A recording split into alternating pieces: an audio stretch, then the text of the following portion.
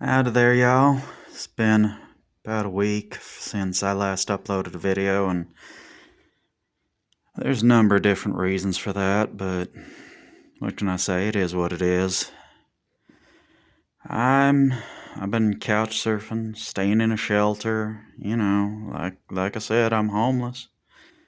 Y'all probably already know who I'm about. And for those of you who are new, assuming there are any of those, probably not as of recording this, but maybe later. I'm homeless right now, so it is what it is. My name is Alexander Jarek. I live in the Midwest, for those who are curious. I was gonna stay in a hotel tonight with my wife, but well, plans changed midstream. This is what's left of dinner. Precious little of that, but when you're homeless, you don't get much to eat, especially if, things go wrong with managing to stay in a shelter. Yeah, I fucked that up too. I mean, who's surprised, really? Shelter system isn't exactly designed for supporting those who live life according to how our society says you're supposed to live it. Is it? I mean, never has been, never will be, more than likely. Because, generally speaking, homelessness in our society, the United States of America's society in this case, is pretty much considered a fail state. It's you done gone fucked up already, so from a certain point of view, at least that already means you're a fuck up right from jump, so yeah, well, I never claimed I weren't. Never made that allegation, that's for sure. But, it's, what can I say? Welcome back for those of you who are returning. Welcome in for those of you who ain't new. Yeah, I got myself kicked out. Mostly because, I told the staff to do their fucking job. Told them it was not my responsibility to enforce their rules for them. That was their job, what they were hired to do. I am not going to risk my life. I've been in a shelter before, and I damn near got stabbed through the eye that time, so I'm not going to take that risk. Not for them, not for nobody. Unless I'm protecting my wife or my kids, I ain't going to risk getting killed. Just simple as that. My country calls up on me to fight in some foreign war. I mean, they never will. I'm asthmatic. I tried to sign up for the armed forces when I was a younger man. They wouldn't take me. Called every single part of the armed forces. None of them wanted me.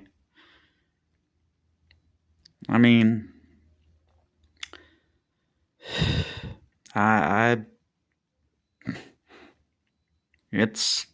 there's not much more to say about that, really. That's just how it is. If you're not a perfect human specimen, they're not interested. Or at least don't have any major health problems that predate your Army service. They don't want you. They don't want you. They don't need you. They're not looking to recruit anyone who isn't, what they consider soldier material. So no matter how much you want to serve, you are even the least little bit disabled. They don't want it. They don't want your service. They don't need your service. They have no interest in your service. That's not really here nor there. This is much like the previous videos. It's certainly not a fireside chat because I'm not at the friend's house where I've been recording those in front of their artificial fireplace. And if any of you who couldn't tell it was an artificial fireplace, seriously, go to the eye doctor because you clearly need some glasses. That is so fake. It is so fake. I want to talk about a lot of stuff tonight, but most of it is just things I probably am not in a great space to say. The hotel is certainly not warm. It's very cold here. It's very cold outside, and it's very cold inside. They want you in bed in this hotel. That's made fairly obvious. They want you in bed, asleep, and then to leave. And I mean, anyone who's surprised by that, I got one of the cheapest reputable hotel I could find. I'm trying to save money to get a place to live.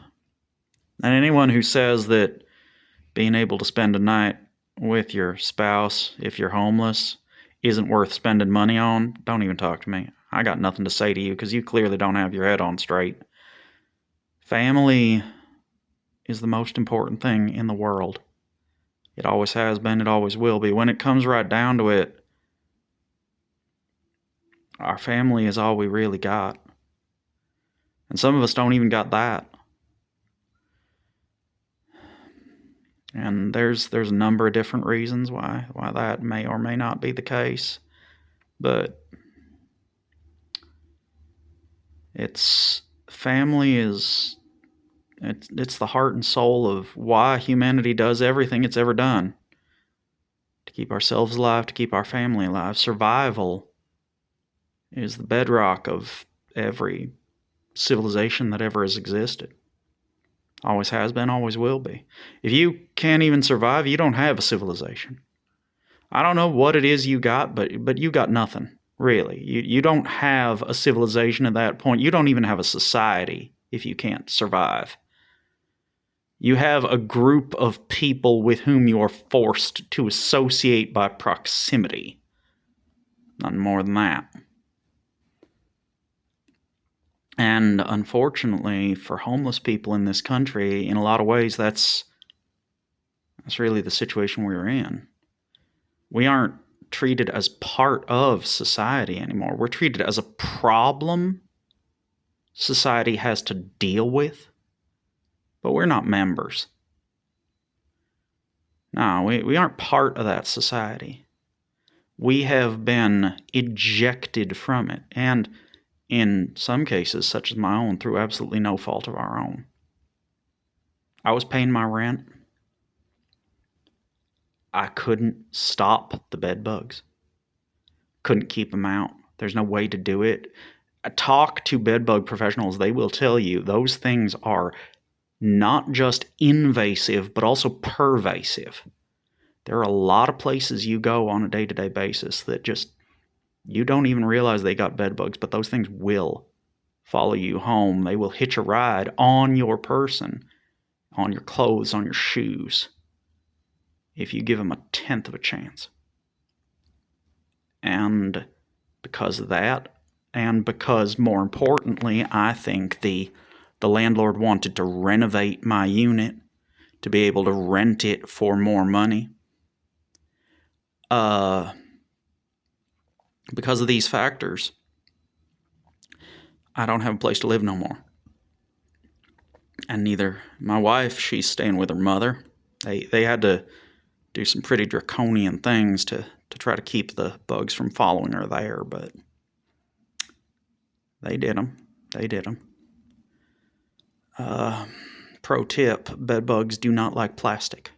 Don't know why, they just don't. They don't like plastic. They try to avoid it. They try to get away from it. Try to stay away from it insofar as they can.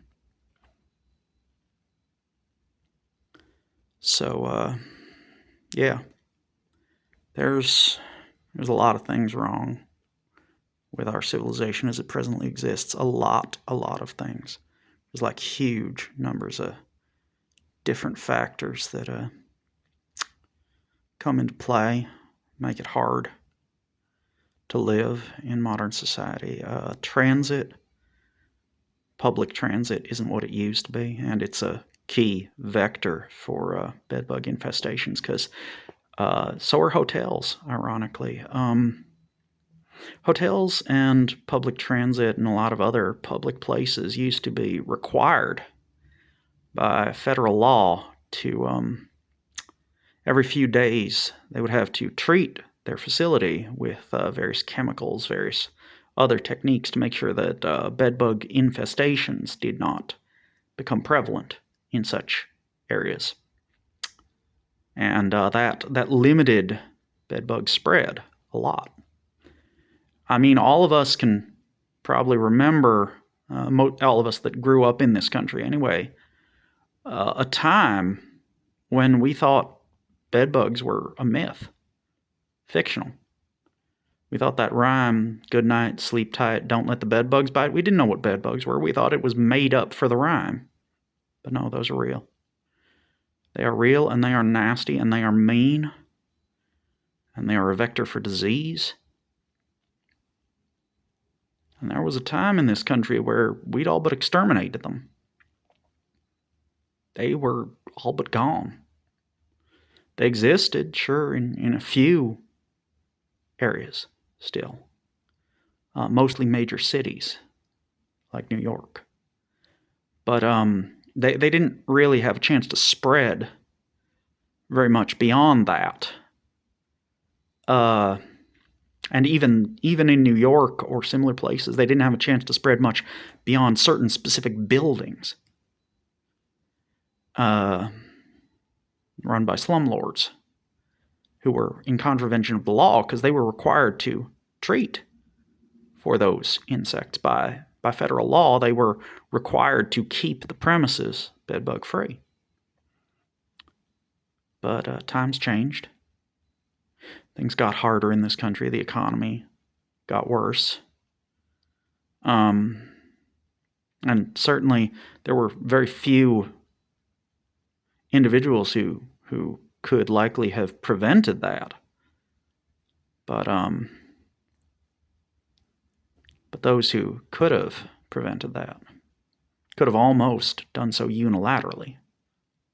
There is a very short list of men and women in this nation and abroad who could have snapped their fingers and the economy would not have gotten worse. Well, not literally snapped their fingers, but pretty darn close. Could have signed a law or hired some more folk or what have you, and the economy would have been fine. But those people weren't interested in doing that. Because they're not looking out for you or me or anybody except themselves. They want power and money, prestige. And they don't give a damn who they have to hurt to get it, or what damage they have to do to society, or any of that. Their battle cry is, and always has been, I've got mine, screw you. And it's people like you and me that pay the price. And that's how they want it. They want to hurt as many people as they need to for their life to be comfortable. Especially at the expense of other people. Because if they're doing better than everyone else, that means they win. And I'm not talking about win the lottery or get a better car or a cruise or something. No, I'm talking about a war that is as old as life itself.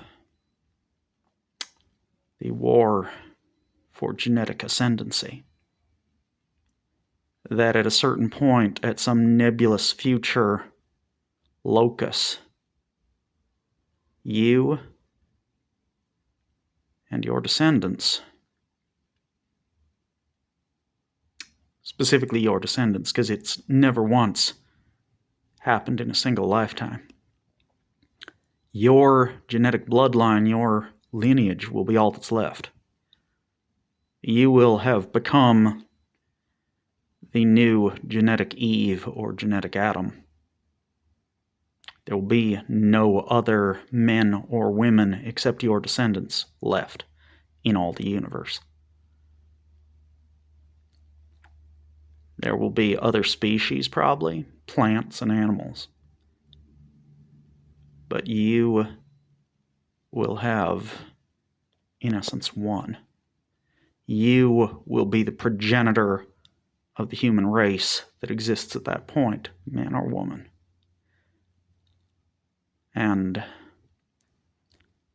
possibly, theoretically, both. That the daughters, if you are a woman and you win that contest, if you are the new genetic Eve, all of the sons of Adam that exist at that point in time will also concomitantly be your descendants. Because while in theory with the right technology women could reproduce without men, that's certainly not true in the inverse. Men require women in order to successfully reproduce, whereas women, at the present time, that is also required, yes, certainly.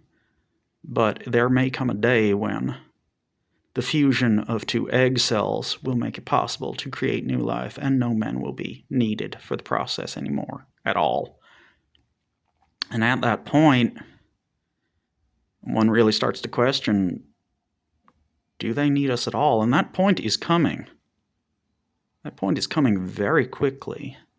We are getting closer and closer. It may happen within our own lifetime.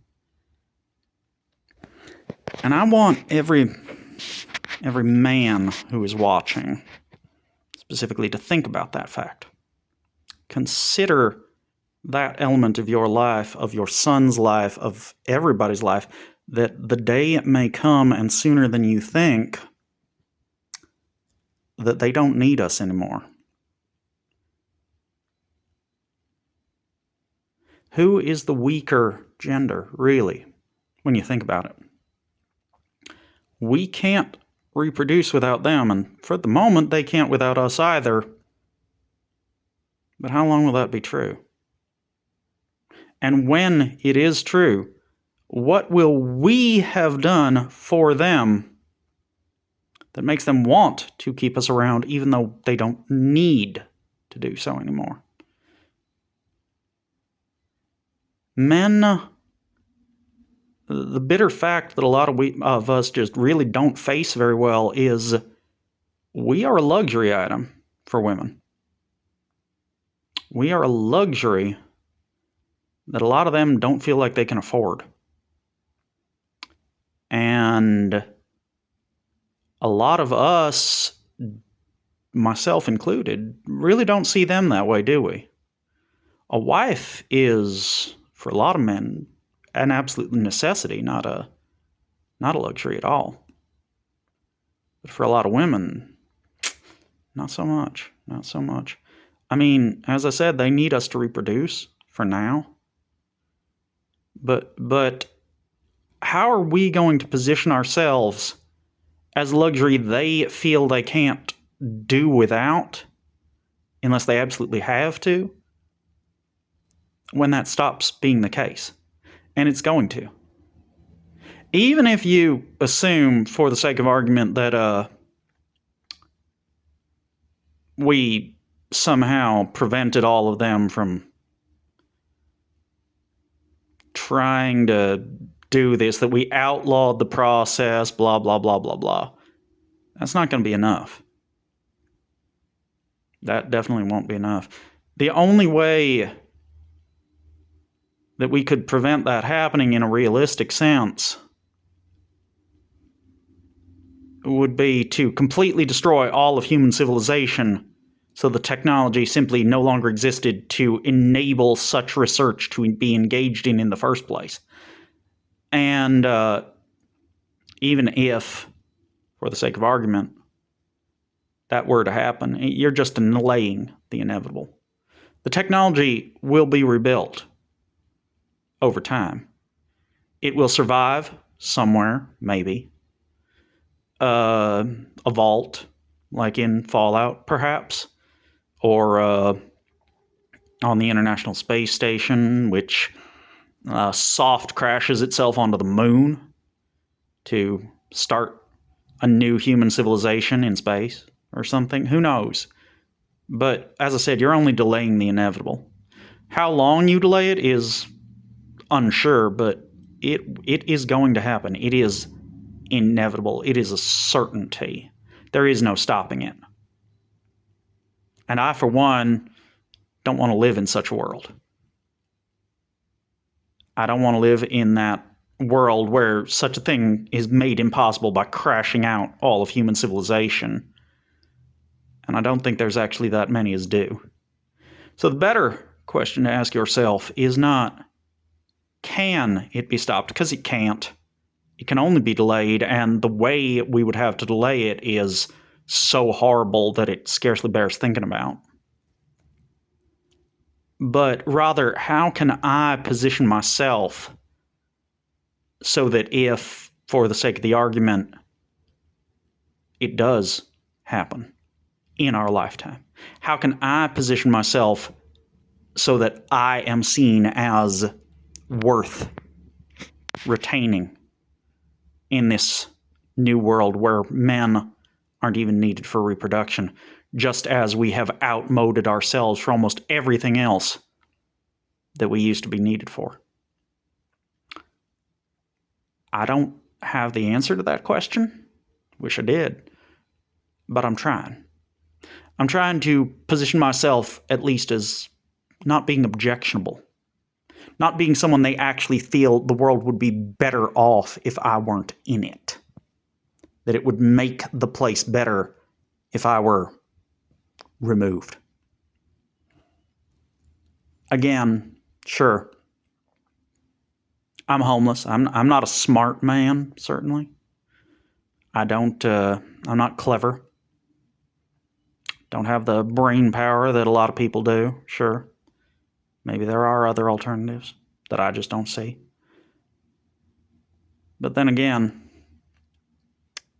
when you consider that the IQ of an average person in the world today is 100, because that's fixed as the average. Whatever the average is going to be 100 according to the IQ system.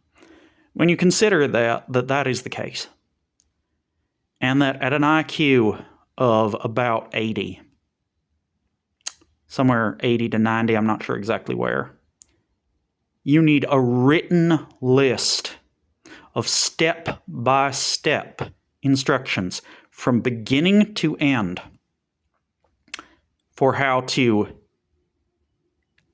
put on clothes, leave the house, bring everything you need, an exacting and specific list of the products to purchase at a grocery store in order to provide food for your family, and how to get there step by step, including how much to pay for the fare, where to tap a card if you use a fare card or whatever, to go to a store and buy groceries for your family's food. At 80, somewhere around 80 or 90 IQ, you require that step-by-step set of instructions written down in order to successfully accomplish that task. Maybe being smart isn't exactly as necessary for survival and to do well in this world, to ultimately win that oldest of all wars of genetic ascendancy, as people seem to think it is. I mean, this is what's left of my dinner that you've been looking at here on screen. That's what you're seeing. This is what I ate. There was more bread originally. There was some soup and another sandwich. But this is what's left of it. This nubbin of a half a sandwich and a styrofoam cup full of water that I've refilled several times over the course of my meal. I'm surviving. I'm homeless, yes, but I ain't dead. And you can tell because I'm making a video, and generally dead people don't do that. In my experience, we may have these like record the voices of dead people thing, right? That exists, but I don't see too many dead people as talk to the living about making YouTube videos where they long form express their thoughts and feelings about how it is to be dead. I don't see much of that on YouTube. I don't think I've ever seen a single video about that on YouTube. Because honestly, I don't think the jury's still out for me on whether or not, there even is some kind of earthly life after death, or if we immediately go to some kind of afterlife, or maybe reincarnate, or any of that. But I don't think any of those ghost hunting people would try to make a successful video series broadcasting the thoughts and feelings of previous generations about the modern world based on some ghost's observation of it, because that would pretty quickly be exposed as fraud. Because if they had been able to do that, they would have already done it. And it would have been all over the news that we could actually talk to a limited number of ghosts, or maybe not so limited number, and they could express their views about the afterlife, what it's like, what their opinions about modern society are, all that sort of thing. And this would have been met with jubilation by millions upon millions, the length and breadth of the world, if that were possible. Because, you could say goodbye to Grandma that one last time that you never got to. Maybe. It's possible. Depends. Depends on how exactly ghosts are formed and what conditions are required, that sort of thing.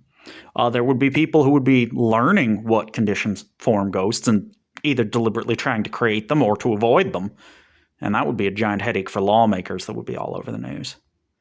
So I don't think that's really possible exactly. It just doesn't seem like something that would actually happen. Otherwise, we'd have heard about it, a lot about it. We'd have heard vast swaths of broadcasts about that sort of thing, and we just haven't. But, yeah, I'm in a hotel. My wife isn't with me. And the story of how that happened is a story for a different time. She should have been. She would have been. We were planning to. But circumstances conspired to change those plans in ways that I would not have been able to predict when she woke me up this morning. So, yeah, it's been about a week since my last video. I do seem to be nailing this these Wednesday videos every week, so I think y'all should kind of expect a video every Wednesday, and any others that you get are, think of them as bonus content, I guess. If you want to subscribe or like the video, like everyone says, it really does help out with the channel's exposure, with the algorithm. And I'm not here for views. I'm not here for clout, as I've said before, but I would like to get the channel monetized at some point. It's not required, but I'd certainly appreciate it. It would help my situation a lot in a number of ways. Make my life more likely to fully stabilize at some point in the future. So, video's not sponsored. If you want to try sponsoring it, go ahead. I'll consider it at least. But, that's